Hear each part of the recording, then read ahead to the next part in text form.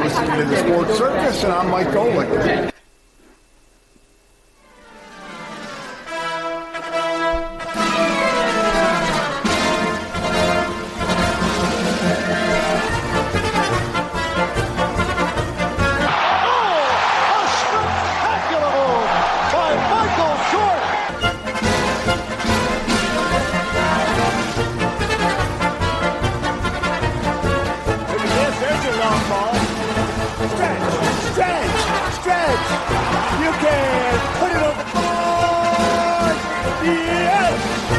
Welcome to the Sports Circus. I'm your Ringmaster Sal, live from Las Vegas in the AMP TV studio, AAMP.TV. Today's show is brought to you by UppercutChops.com. Check out their tasty selection of all-natural, dry-aged, USDA prime Wagyu steaks and chops. Wait till you taste their best-in-class New York steaks, the filet mignon, and of course, the king of all, those gigantic cowboy cut and tomahawk cut ribeyes. Best I ever had, probably be the best you ever had as well. Check them out at UppercutChops.com. That's UppercutChops.com. Or give them a call, find out what's for dinner, 702-799-9935, 702-799-9935, 702-799-9935 for UppercutChops.com. Yes! Boy, those are good. All right, a big welcome in to everybody. Listen again on our CBS, NBC, and Fox Sports affiliates and independents from coast to coast. Everybody else watching on Cox, Comcast, Spectrum, Frontier, Time Warner, and Wow Cable TV. Welcome in. Also, everybody on Facebook, on Chicago Food Favorites. Yes. Here's a page, folks, that we run. Why? Because we love food, especially from back home in Chicago.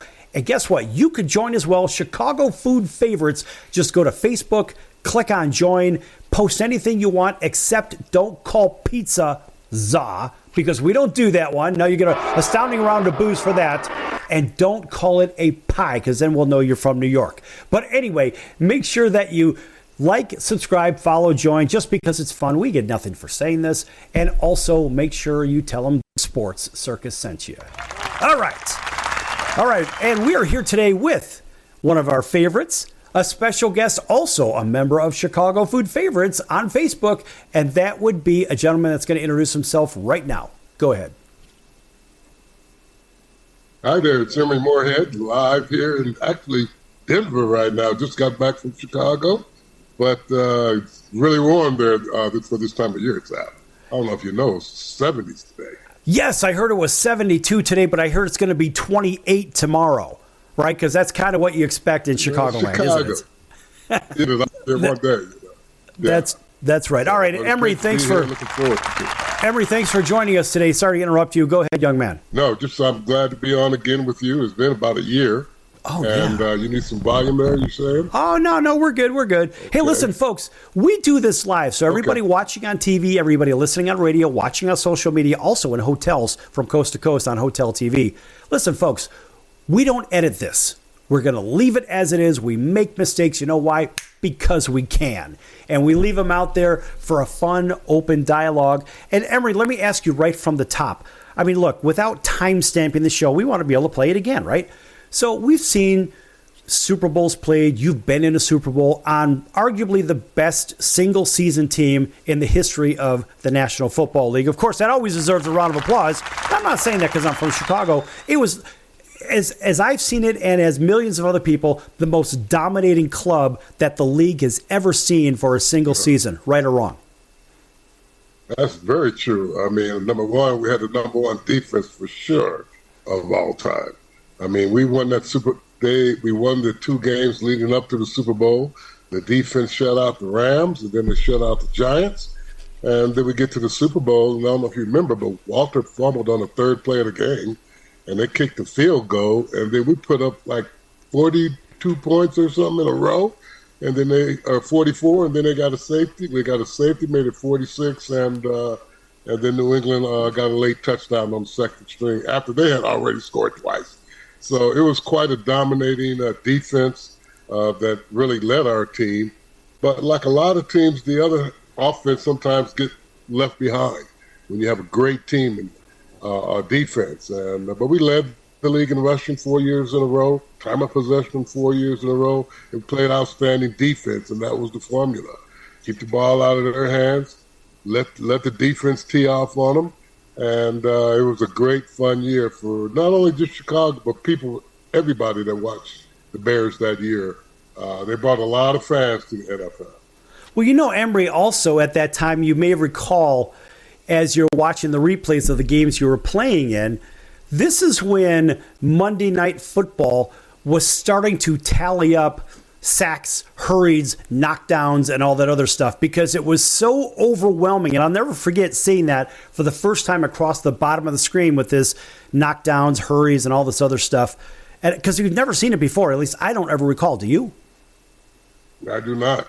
I know that the year before, I think there was an NFL record. They had 72 sacks on defense. And I can't remember how many there was in 85, but no, that defense was very intimidating. And in fact, I had a couple of roommates, one in Green Bay that said, that really rough game we had with the Packers, and they were slamming Walter out of bounds and all that. And it was just, they hated, well, actually, Forrest Gregg and Mike Dicker hated each other. So naturally, it came back to the team the same way. But I remember in 84 when the Raiders had won the championship the year before, and they came into Soldiers Field, and the Bears knocked out both of their quarterbacks, Gary Huff, and I can't remember the other one. And Ray Guy, the punter, finished the game, halftime. And then he said, my roommate told me, he says, man, they were in there arguing who had to go back in and finish that game. Because the Bears, I think, already had 6-7 sacks in the first half. And it was just a scary situation to play the 85 Bears. So here's an interesting thing. You think of yourself, tight end, wide receiver, whatever, right? So you're on the offensive side of the ball. Because of the wild success with getting to the quarterback and getting to the ball, basically go find the ball, right? Getting to the ball. I dare you to beat us man coverage downfield. One of those things. Did it ever make you want to just say, give me a couple of snaps on the other side of the ball and I want to get in on this mayhem? No, but everybody on defense wanted to get in. And like I said, in the Super Bowl, I think they had 2 scorers and the safety, the second-string defense. Jim Morrissey actually ran one down to the 1-yard line. Reggie Phillips intercepted a pass for a touchdown. Henry Wagner got a safety late in the game. I mean, it was just party central, and that was the second string. After the first string had done all the damage, it was sitting on the bench. So, yeah, those guys love to get in there and make plays. As an offensive guy, you sit there and watch. You just can't believe how aggressive that Buddy Ryan was going after these guys. And you're right. The corners were on the island. They were. Sometimes he might send 9 and leave them guys all by themselves. But the fact was the quarterback never had any time to pass it. And they just throw it up in the air. And then them guys would come off of their guy and pick it off. I mean, it was pretty aggressive season. What I liked about it, just from a spectator side, playing video games, growing up playing football. Because I played, one season of football when I was in junior high, and I wrecked my knee, and that was the end of that. But my point is, when you would play some of these older video games, you could stack everybody up on the line, kind of like what the Bears did, and just dare them to try to beat you with something. Chances are the quarterback was going to throw something that was going to get picked off, because it's basically up for grabs at that point, right? Or the quarterback's going to get drilled. And sorry, I know, Don Horn, you're watching this one, but sometimes, the quarterbacks do get hit from time to time, if you know what I mean, right? We can't get around that one. But what we do know is that when we line up with these video games, sometimes you could do the kind of things that the Bears did, just stack the line. It's like, go ahead, I'll dare you. But I love the fact that no points were given up in the playoff games, and that still has yet to be repeated anywhere in the National Football League from that point. It's never happened. Yeah. No, it was just a great defense. That's why you say for a single season, it was probably the best team ever. And, we lost one game to Miami. I think that was the 13th game of the year. It was. And just, that game, Don Shula had a little something for our defense for a change. That's right. He looked at it and figured some stuff out that nobody else did. And like all good coaches, we took the same thing that Shula did on Monday and put it in our offense the next week. So, no, it was a great time, great fun, and our defense, like you said, but the great thing about it was the front four. I mean, those guys were unbelievable. And then you start blitzing Mike Singletary or Otis Wilson or Wilbur Marshall and Otis Wilson, and it just becomes a great, it just puts a lot of pressure on the other team. Yeah, and look, those guys were so tough. Everybody says, well, the Giants the following year, of course, with Carson and Leonard Marshall and Lawrence Taylor and I'm missing the other guy. Harry Carson. Gary Reasons. No, the guy from Michigan State. No, we got outside linebacker. Carl Banks. Carl Banks. Too. Right. Carl Banks, yeah. Yeah, and eventually Leonard Marshall. Leonard's a good friend of the show. I hope Leonard gets in there as well. But, look at our Bears guys as well. Here in our last 30 seconds. I think he went into the Ring of Fame this year, didn't he? He went into the Ring of Honor the year previous, and hopefully Leonard gets in there. Leonard had more sacks than Carl Banks and Harry Carson. So we'll see what happens. Yeah. I'll tell you what, folks, we're going to be back here with Emery Moorehead, one of our favorites here on the Sports Circus, live from Las Vegas. Of course, Emery is over in Colorado, but guess what? We're not. We're here in Vegas, and it's nice and warm and toasty, and we're going to be back here in just a few minutes on the circus. Lots more to come. Who knows where we're going to go? I sure as hell don't know. Maybe Emery does, maybe he doesn't. Don't go anywhere. Back in a few, folks.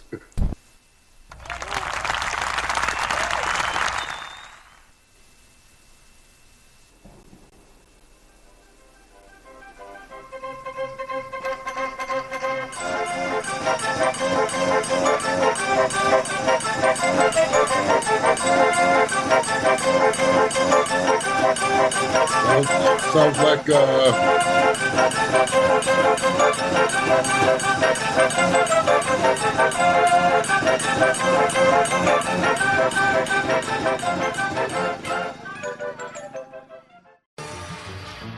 I'm your Ringmaster Sal of the Sports Circus, a primetime nationally syndicated television, radio, sports, and entertainment show. The Sports Circus covers topics others are too scared to talk about. There's no other primetime show like it on here that'll punch you in the face and you'll beg for more. Join me, Hall of Famers, world champions, and all-star celebrity guests for chaos and controversy here on Libsyn and all podcast platforms, plus thesportscircus.com. Remember, folks, it's a circus and we prove it every day.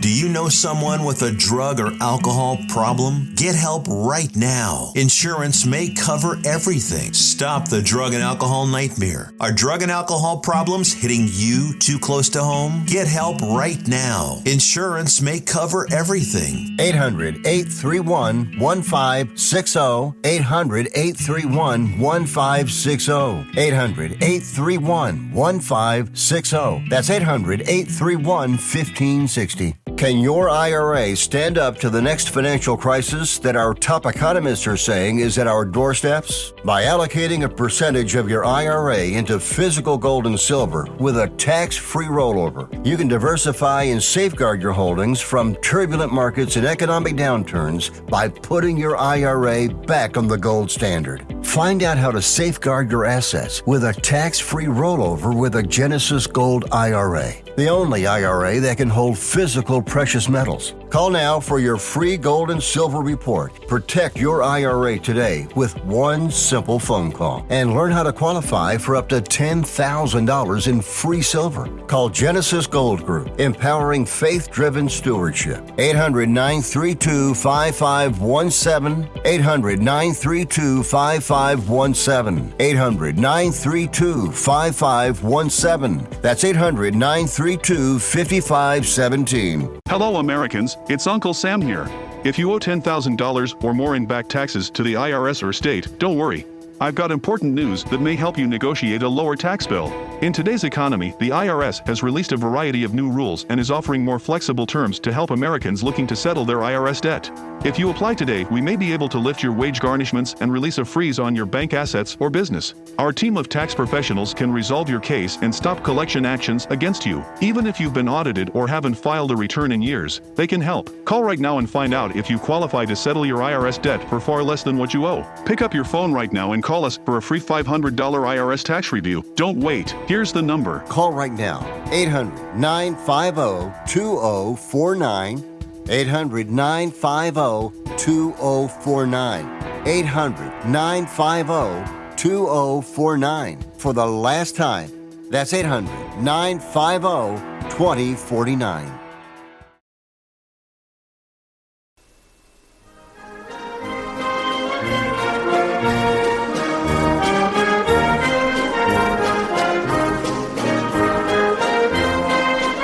Welcome back to the Sports Circus. I'm Roy Firestone. Now it's time to throw it back to Sal.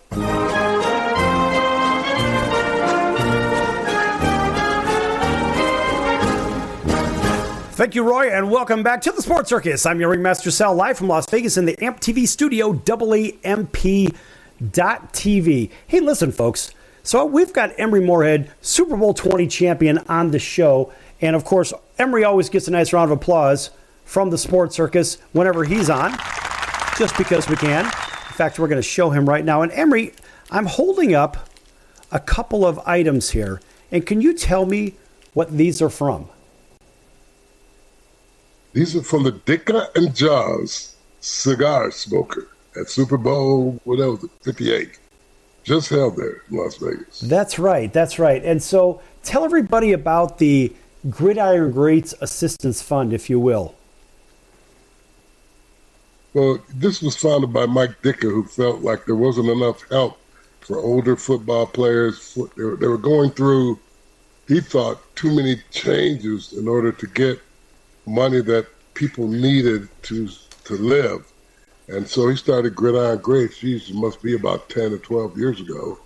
And it's become very good. And that was the beneficiary of the cigar smoker, was to raise money, because they give away a lot of money. People apply for, that maybe they're getting ready to lose their car, or maybe their doctor bills got too high. Somehow their expenses got away, and he's able to give people assistance almost within a week or two, to help people that to survive, to get out of a crisis that they might be in.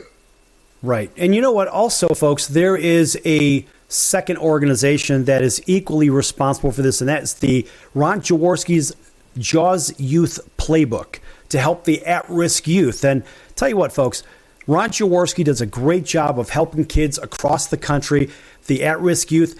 Let's face it, they don't have the resources either, but a guy like Ron Jaworski will take proceeds from the Jaws Youth Playbook and do everything he can to better the lifestyle, the communities, and the safety and security of these kids. And what a wonderful guy. I got to tell you, Ditka and Jaws really did a wonderful job with this. And here's a little care package that I kind of put together here with some of these cigars. Of course, everybody watching on TV and on Facebook, etc. There's all kinds of neat ones here. And check them out at DitkaJawsCigars.com. That's DitkaJawsCigars.com, and do your part and help these great causes. There you go. If you don't, you're going to punch in the head. They both do great work. And Jaws, I've seen him on Facebook, and he's giving away bikes for kids. He's having fundraisers all year round, not just the Ditka Jaws event. Exactly. And so you're right, he does do it.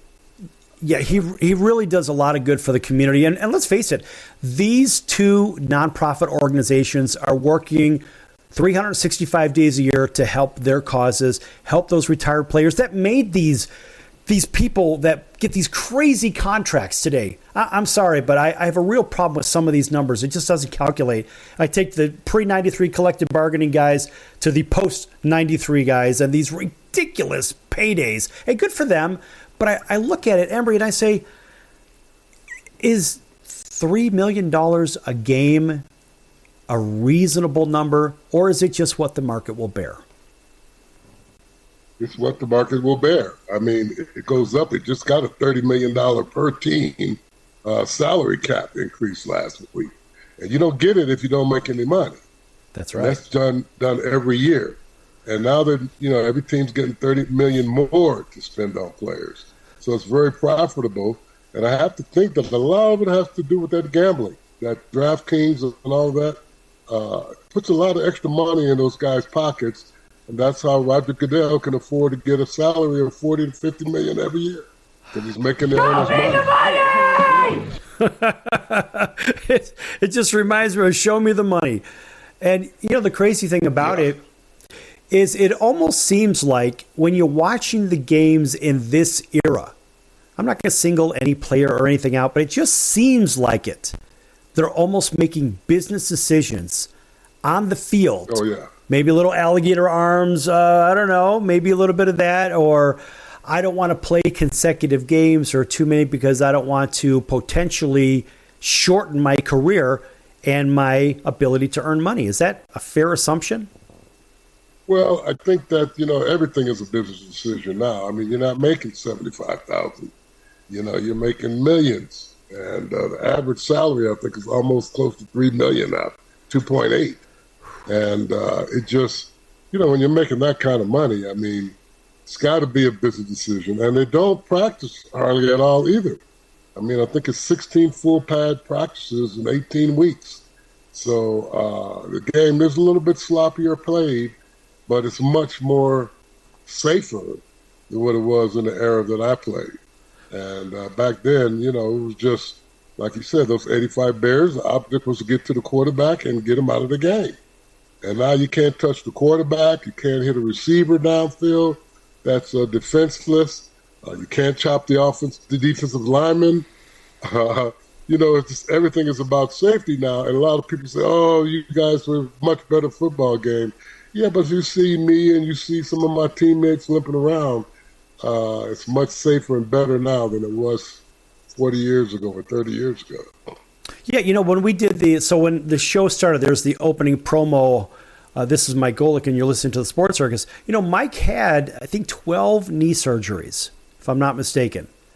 Right? And that's a very common thing for players from your era. Crazy amounts of knee surgeries and this and that. I talked to Doug Plank about this a bunch of times, and Doug just said, look, the way that I play, and he told me this, and you could probably attest to this. He said, look, I told everybody, please get out of the way because I don't know who I'm hitting. I'm just coming with my head down, and I'm going to hit somebody. Yeah, I mean, that's what cost him in Chicago because Dicker had a preconceived idea of what Doug Plank did against the Dallas Cowboys. And as soon as he did it, in the minicamp, the very first minicamp, that's when he cut him because, Doug was a missile, man. He was a missile on just coming to deliver, and he had one way to play, and that was the way he played, and that's how he made a living. And he hurt a lot of his other teammates, too.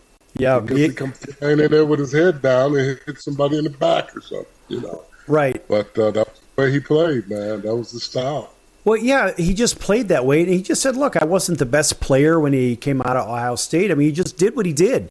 And he just played everything in top speed and top everything. I had this conversation with Kevin Green, rest his soul. It was I think, his last online appearance or last show appearance. And Kevin said, when I got dealt from Team A to Team B, I think it was when he was dealt to Carolina, they said, you're going to have to slow it down a little bit. He said, well, I practice at game speed or game day speed on Thursday so I could play at game day speed on Sunday. And he's like, I don't know how to dial it down, right? This kind of thing. And so, certain players, they have that burnt into their heads. And I don't really see anything wrong with the idea of getting out there and working hard. But I watch even something as simple as the Pro Bowl. Why even have it at this point? Because you're playing a flag football game. Yeah. Just name either your first team All-Pros and maybe your Pro Bowlers. That's it, right? Maybe a second team All-Pro because that's traditional. But you don't have to get out there and play a flag football game because it almost diminishes the value of the game as I see it. What do you think? Well, also when they moved it out of Hawaii, what's the incentive? Right. You could take your family to Hawaii and enjoy it. Now they're going to Tampa or something. It just, it's not. I don't think the incentive is there to go and do it. And now everybody's making so much money. The last thing you want to do is, have your knee tear up while you're running around trying to entertain a game that, and the money there is nowhere close to the amount of money these guys are making every game in the regular season. Right. And I think that's why you see a lot of people that do not play. And then you have people like, who was the quarterback that, Gardner Minshew. All of a sudden, he's at the Pro Bowl. And he's been a career backup and will be a career backup. And now he's going to Pro Bowls because people don't want to play in it. And the best players are in the Super Bowl. And the game is played between the championship and the Super Bowl week. So that Pro Bowl, they got to do something with it to at least make it more exciting or something different. They're trying, but I can't watch it. At least it was better. I don't know if it was better than the NBA All-Star game. Either. Oh, come on. Don't even go there. 400 points. That's crazy. 396 points in a game. And you know what was interesting here in our last minute of the segment? What was interesting is I looked at the spray chart of where the shots were taken, right? And so you either had two things occur on the court. Either you had a slam dunk, right? So you're right underneath within 2 feet, or you had 3-point shots. There were a grand total of 6 shots that were in between, somewhere in the 18, 22-foot range, right? The Bill Whittington range, right? That 22-foot baseline, right? So there was literally 6 of those for the team in the West, and I think there was 4, if I'm not mistaken, for the team in the East. But that's it, 3-point or slam dunk, nothing else. And honestly, the game, as I saw it, the NBA All-Star game, it was sort of an abomination and embarrassment. And even from one player that I know, he commented from the NBA, and he's a former All-Star as well. He said, look, I had to turn this thing off after 5 minutes because I just couldn't take it anymore. Yeah. It wasn't even a game. It wasn't even a pickup game. Yeah. I haven't watched the NBA All-Star game in about 10 years. You know what? It just is not. I remember growing up and watching, Hal Greer and all these guys really compete at that All-Star game. And nothing now. Yeah, it was terrible. All right, folks, tell you what, we're going to be back here with Emery Moorehead, Super Bowl 20 champion from the Chicago Bears in just a few moments. Lots more to come. Don't go anywhere.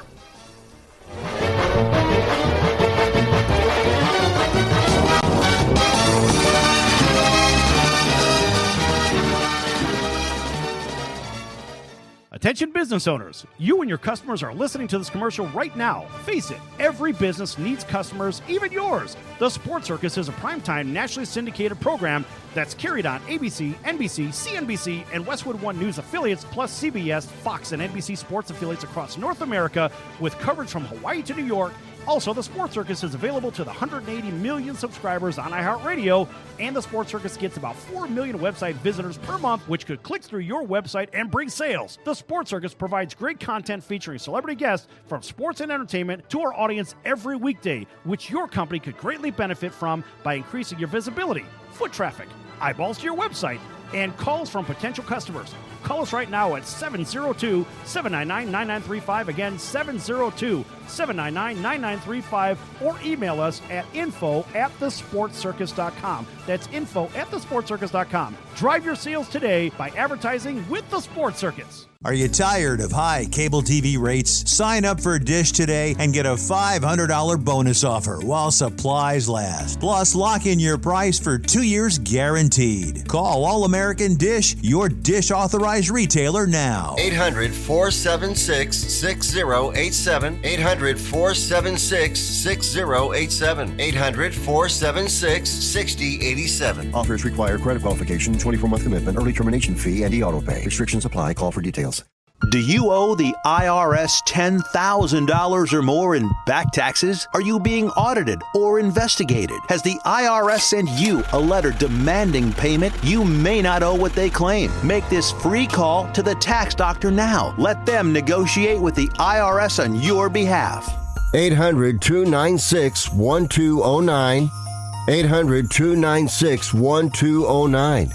That's 800-296-1209.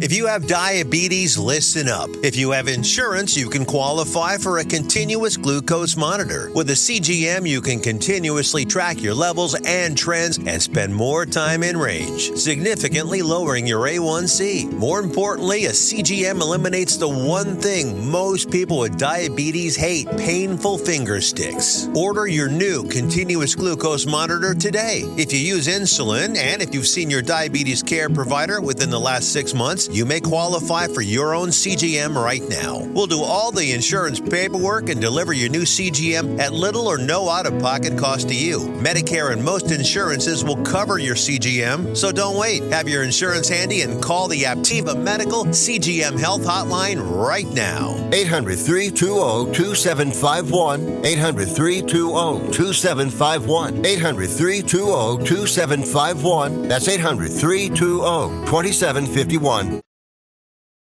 Hey everyone, Dave Jackson here, ESPN rules analyst on ESPN Hockey, and you're listening to the Sports Circus.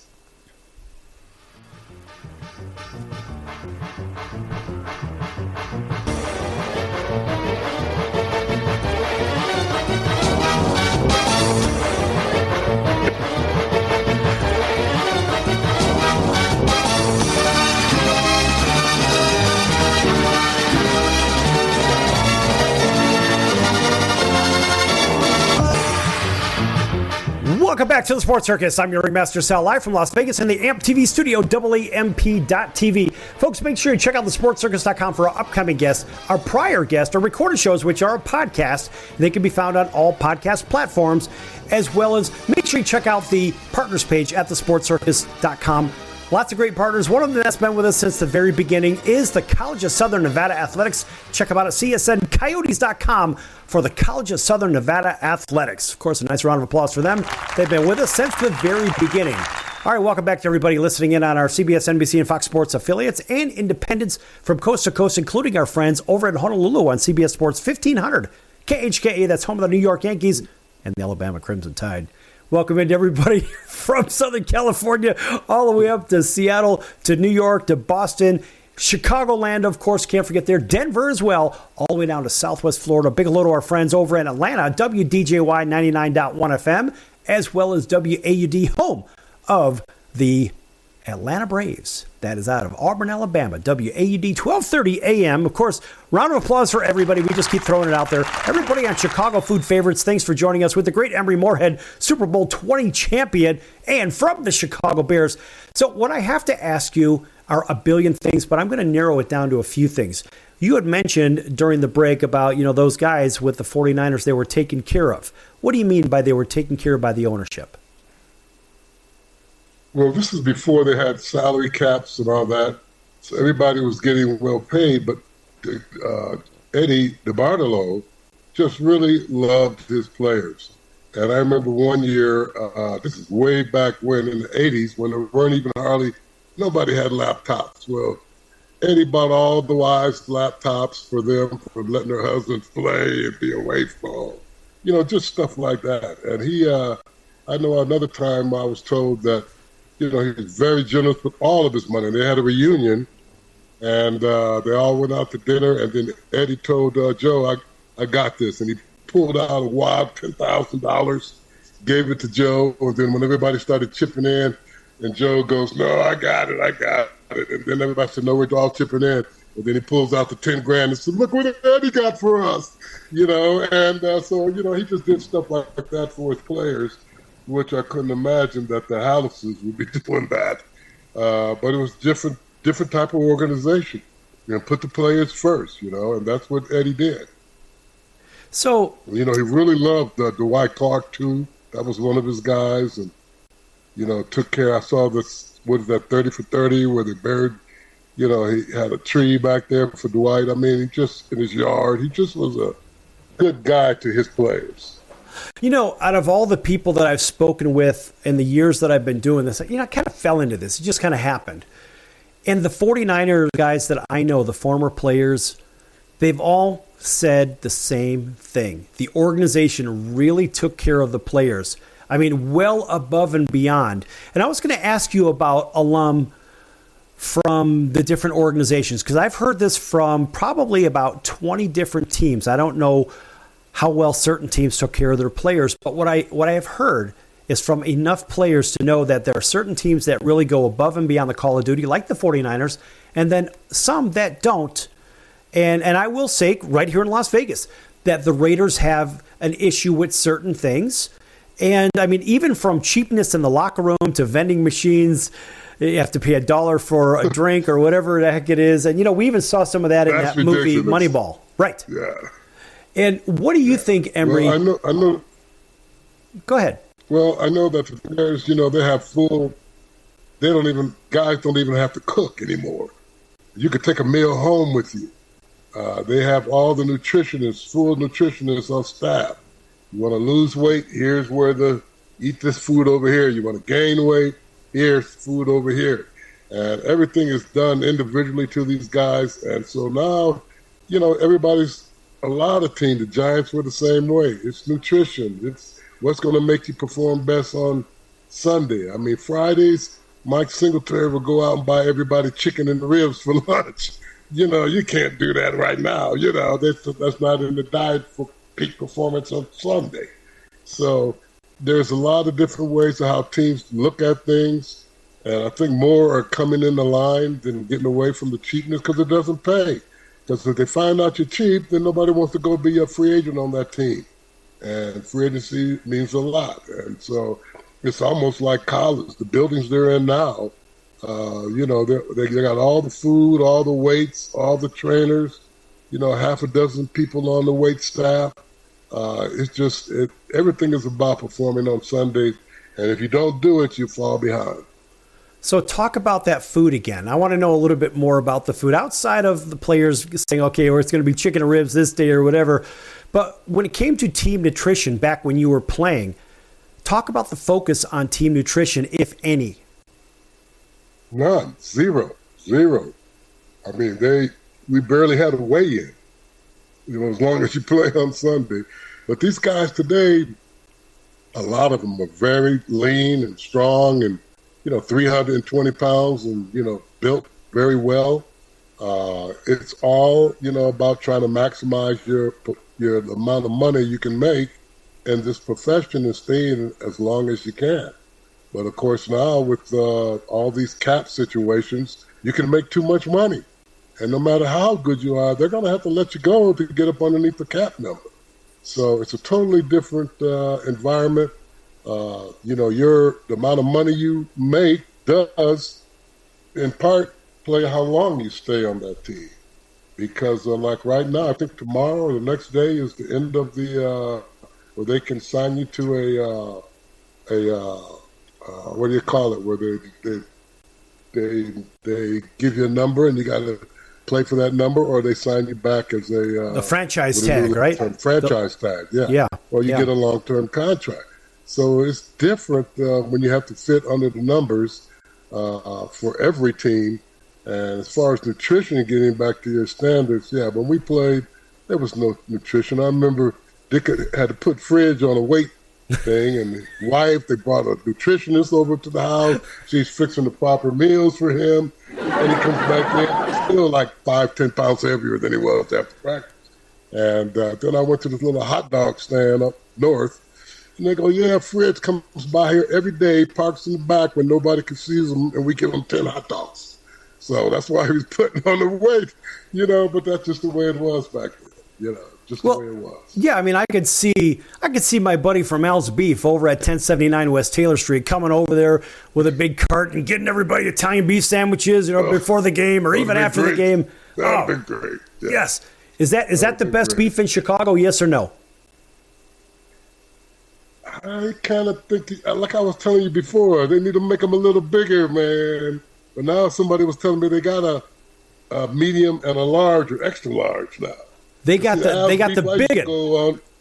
Yeah, but the one I used to go on was the one on Ontario when you're heading out of town. Right. Like where Dick's old restaurant was. Yep. It was a little small place, and they just had the ones like that. That's on the south side of the street. I remember that one. Yeah. Yeah. Go down to Taylor Street. And folks, right across from Al's, right across from Maury Majors, man. Yeah. Well, back in the day. My question to you is Al's #1 Italian beef at 1079 West Taylor. If you got the big one, is it the best beef in the city? Yes or no? That would be the best. If you dip it and you get the jardiniere, it's the best. Yes. You got to know how to eat those things, man. Dip it in jardiniere. Yeah, you got to have the peppers. Folks, if you don't know what we're talking about, if you happen to be from Philadelphia, for example, you have that have that awful fried cheesesteak sandwich thing, right? Where it's made on a flat top, and they put some onions and crap with it, and then they'll put some cheese whiz on it, and they'll call that a sandwich of sorts. It's a difference between cooking and frying, right or wrong. Yeah, oh, definitely. Like I said, you got to get it wet. Dunk it in that juice sauce. That's right. And just start toweling away, man. And then you got to get your elbows on the counter. And like what Bones had said from Alice, he'd say you got to dive into it and just put your face right into it. And, he's been on TV so many times, but he's been on this show a bunch of times, too. He's friends of the show. But I have to tell you, folks, if you haven't been there for some strange reason, 1079 West Taylor Street in Chicago, right in the heart of Little Italy. And if you don't want to go there, if you don't feel like driving, goldbelly.com. I get nothing for saying this. I just get my beef there. I get my Italian beef from there because I live here in Vegas. And what are our choices? Our choices are negligible. Seriously. Come on, Emery. We have nothing. In the last minute, what's your go-to pizza place? Oh, actually, here, I go to either Giordano's in Chicago or Lou Malnati's. That's my go-to, Lou Malnati's. They got the deep dish, and it's thick, and one or two pieces. That's all you can eat of a small pizza. That's maybe you, but I'm a slob. So I have a Giordano's. We have two of them here in Vegas. In our last 30 seconds here, we've got two. One of them's 10 minutes from my house one way, and the other one is down on the strip. It's 10 minutes the other direction. But I have to tell you, the Giordano's here, it's just like going back there. So it's not the best of the best, but what it is, it's kind of like the Honda Accord of pizza. It's very dependable. Like when you buy a Honda Accord, a very dependable car. Yeah. I mean, it's not a Rolls Royce or whatever, but it's a very dependable car. That's how I view Giordano's Pizza, a very dependable pizza. Back here with Emery Moorehead, Super Bowl 20 champion right here on the Sports Circus. And thanks for everybody also joining us on Chicago Food Favorites. Make sure you like, subscribe, and follow, and tell your friends. Back here in a few minutes.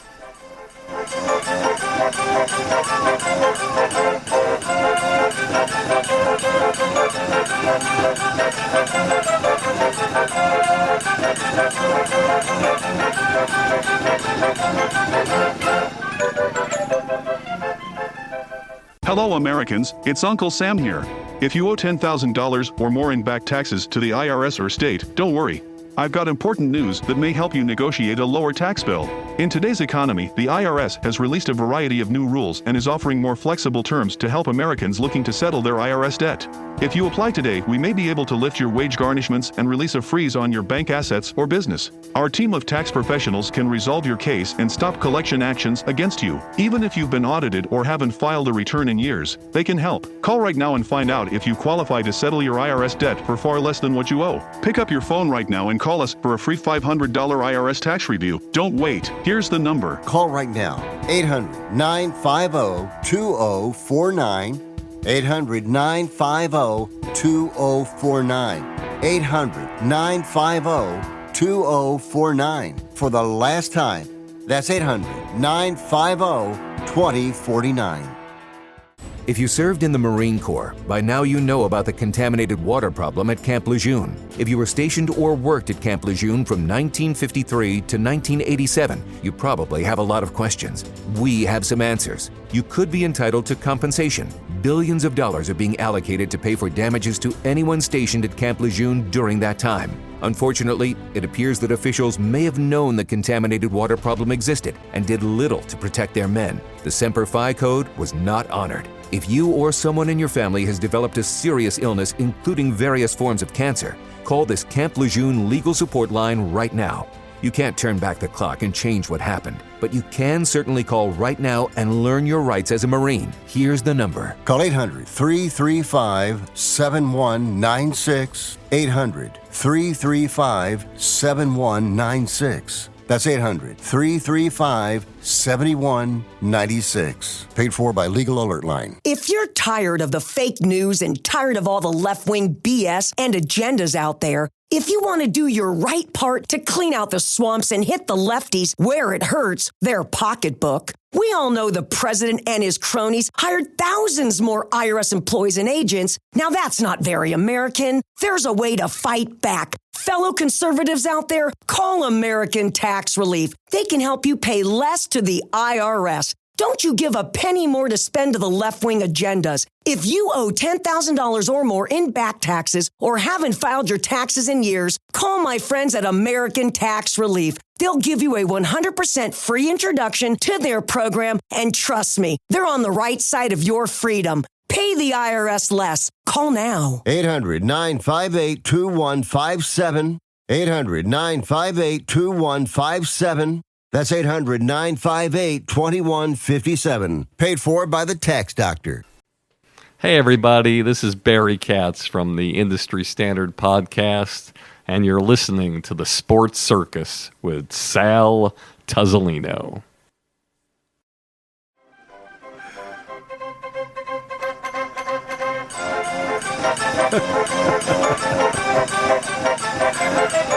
God bless Bubba. He's a funny guy.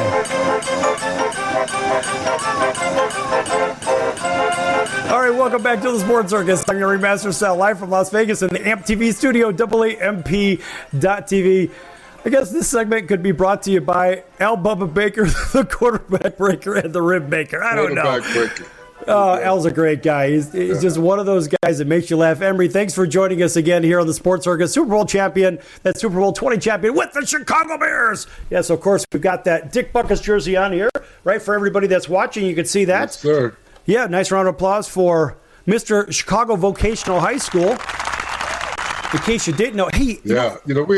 We had a guy on our team, Jim Morrissey, that wore number 51. And he always tells the story when he was a rookie, and Dick was doing our games on the radio. And so he said, "Hello, Mr. Bucket, I'm glad to meet you." And he says, "Look, Rook," he pats him on the back. He says, "Don't get the back of the jersey dirty today." He was a linebacker too, man. He says, "Don't get the back of the jersey dirty." I remember. That's a great line. Here's an interesting thing. A lot of people like to collect tickets and this and that. I collect all my tickets from back when I was a kid.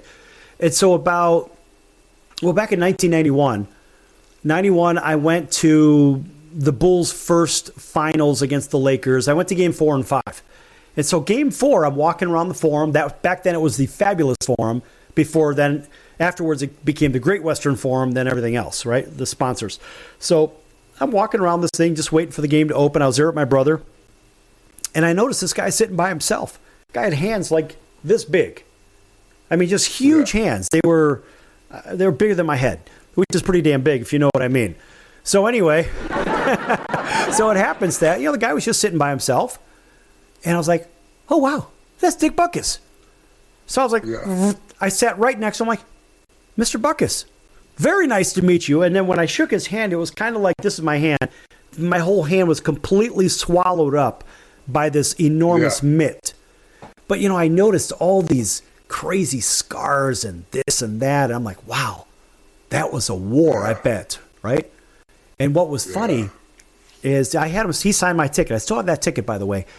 And he said, that damn Jerry Kramer used to step on my fingers and bite my fingers and everything else, right? But a bit of irony, because about 6 years ago, I was at a charity event with our common friend Dave over in Arizona. And he had said, hey, why don't you come to this charity thing? And our friend Don Horn was there, and et cetera, et cetera. And they were helping with Candace for the stem cell thing, right? And so anyway, so Jerry was sitting next to me with this big round table, and his son Jordan was kind of like a few seats over. And this was when Jerry was just announced to be inductee for the Hall. And so there's a line of 100 people deep, hey, can you sign this? Can you sign that? Whatever. And Jerry was a pretty gracious guy with that. And so I was sitting here. Jerry was sitting here. Jordan was sitting here. Don Horn was here. Dave was here. Lynn Larson was there. And one time, Jerry leaned over after everybody had already gone and said, hey, kid, come here. I want to talk to you. So he put that big arm on my shoulder, turned me around. Hey, I want to talk to you. I'm like, what do you want, old man? And I knew who it was, but I wasn't playing up to him. He goes, hey, you want me to sign something for you? Or better yet, strike that. He said, I dropped my pen. This is the first time. He dropped my pen. He goes, can you pick up my pen? I'm like, you have these enormous hands.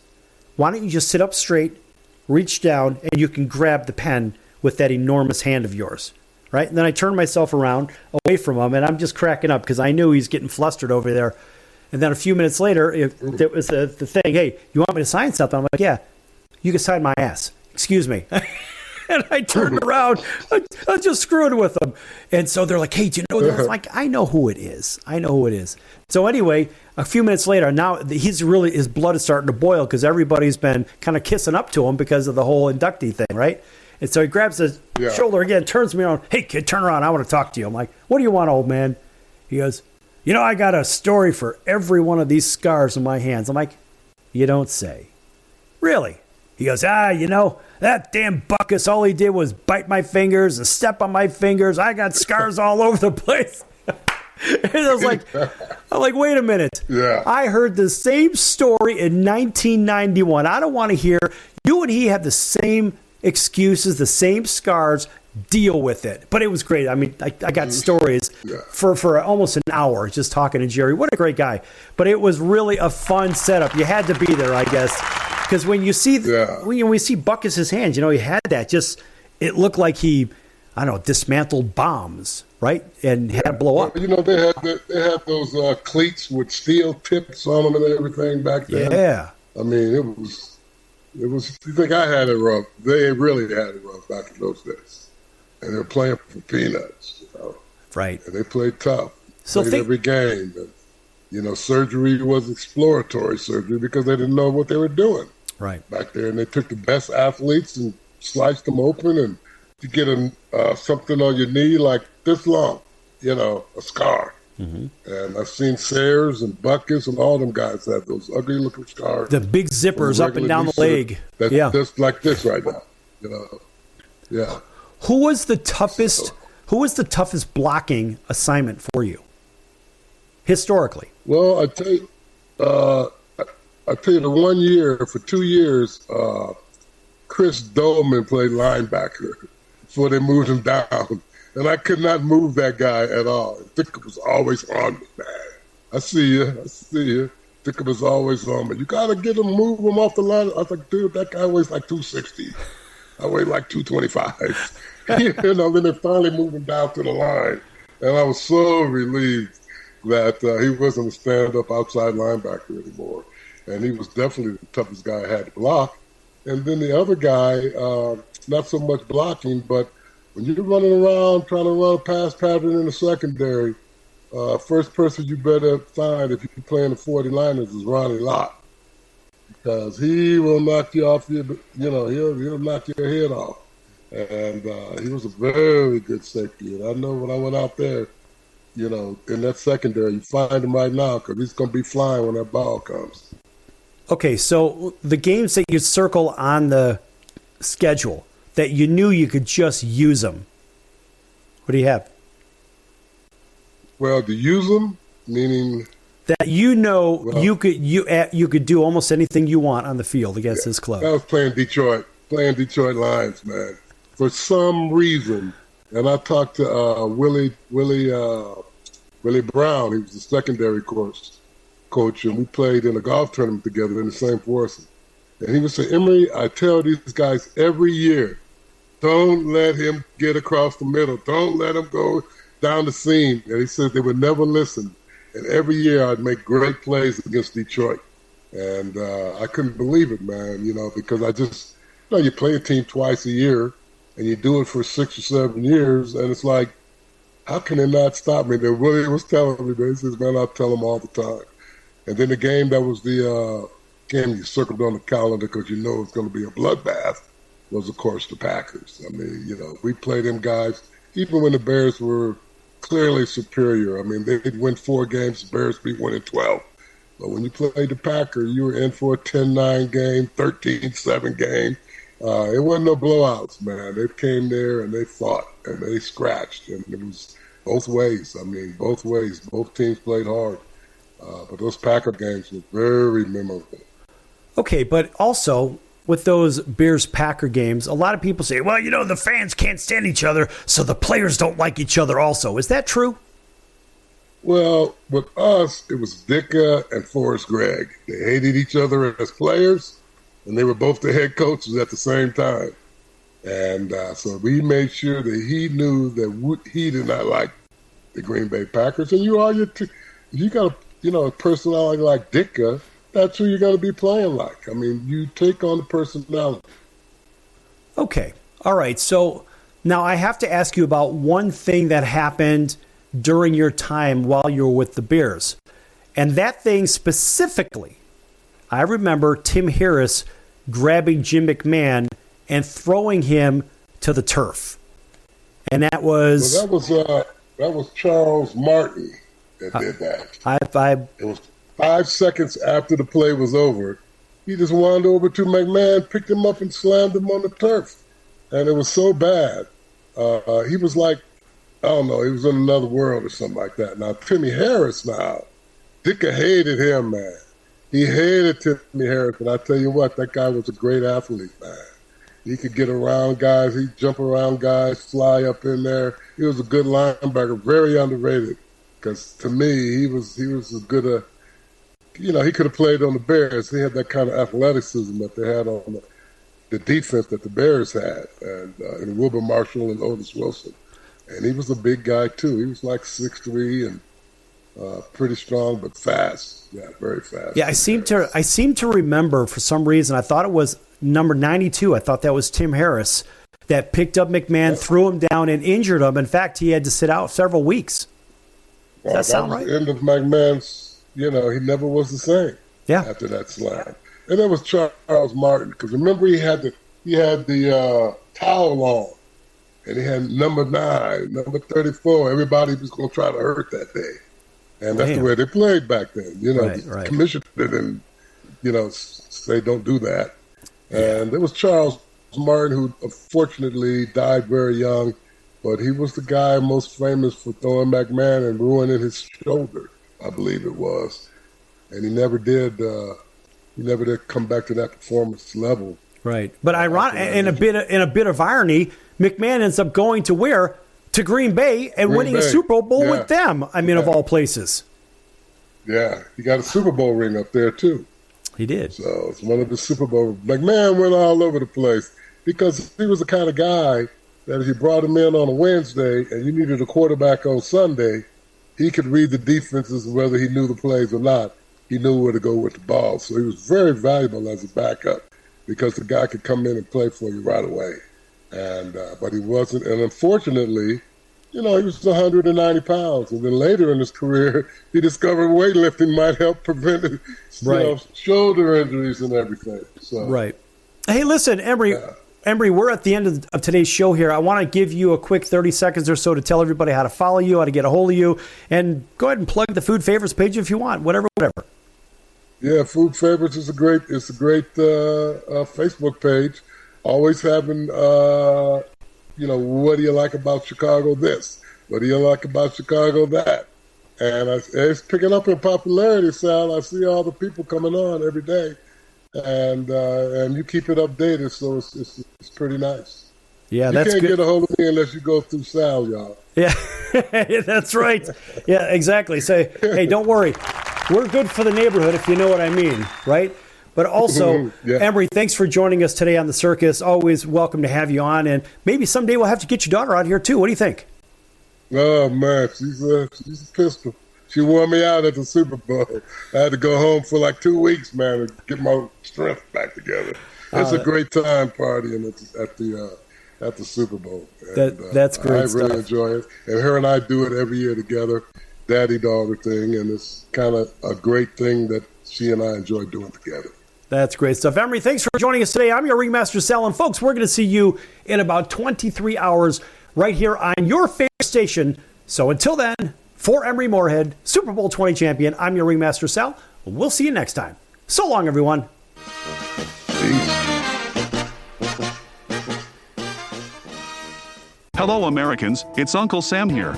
If you owe $10,000 or more in back taxes to the IRS or state, don't worry.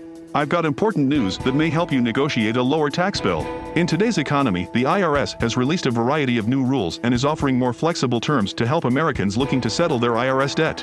If you apply today, we may be able to lift your wage garnishments and release a freeze on your bank assets or business. Our team of tax professionals can resolve your case and stop collection actions against you. Even if you've been audited or haven't filed a return in years, they can help. Call right now and find out if you qualify to settle your IRS debt for far less than what you owe. Pick up your phone right now and call us for a free $500 IRS tax review. Don't wait. Here's the number. Call right now. 800-950-2049. 800-950-2049. 800-950-2049. For the last time, that's 800-950-2049.